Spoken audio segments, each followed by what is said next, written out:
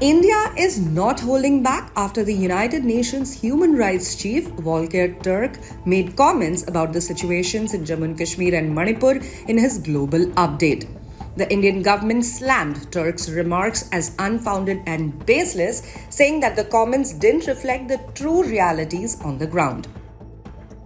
Ambassador Arindam Bagchi, who's India's permanent representative to the United Nations, was quick to defend his country's record, insisting that India remains a healthy, vibrant, and pluralistic society despite Turk's criticisms. Mr. Vice President, allow me today to share some reflections about the High Commissioner's global update. As India was mentioned by name, let me begin by emphasizing that the world's largest democracy continues to be a healthy, vibrant, and pluralistic society.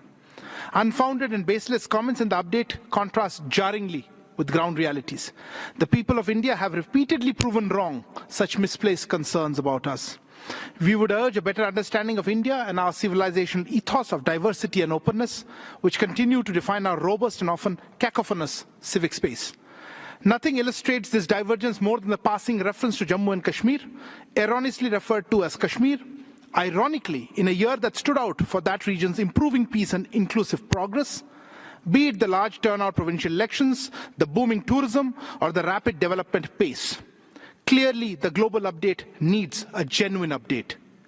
At a larger level, we are concerned about the global update's oversimplifications of complex issues, sweeping and generalized remarks, usage of loose terminologies, and apparent cherry-picking of situations.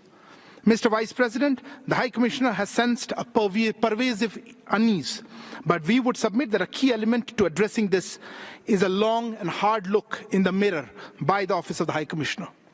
Tensions began when Turk, in his address at the 58th session of the Human Rights Council in Geneva, referred to violence and displacement in Manipur and used an outdated term when discussing Kashmir. India's democracy and institutions have been its greatest strength, underpinning its diversity and development. Democracy requires constant nurturing of participation and inclusion at all levels of society. I am concerned by the use of restrictive laws and harassment against human rights defenders and independent journalists, resulting in arbitrary detention and a diminished civic space, including in Kashmir. I also call for stepped-up efforts to address violence and displacement in Manipur based on dialogue, peace-building, and human rights. India wasn't having it. Bagchi, speaking on behalf of the Indian government, pointed out that Turk's comments were oversimplifications of complex issues with a tendency to cherry-pick situations. He took issue with the sweeping and generalized remarks that, according to him, distorted the true picture of what's happening in India.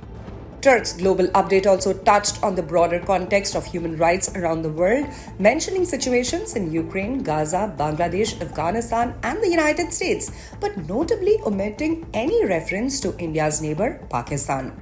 Turk's comments about India's use of restrictive laws in suppression of civil freedoms in Kashmir stood out as particularly contentious, with Bagchi urging the UN to rethink its approach. India's message was clear. It's committed to addressing internal challenges, but it also expects a fairer, more nuanced approach from global bodies like the United Nations. As the dust settles on this latest diplomatic exchange, both sides will likely continue to engage on these pressing issues. But for now, India has made its stance crystal clear. It won't stand for oversimplified, one-sided portrayals of its political landscape.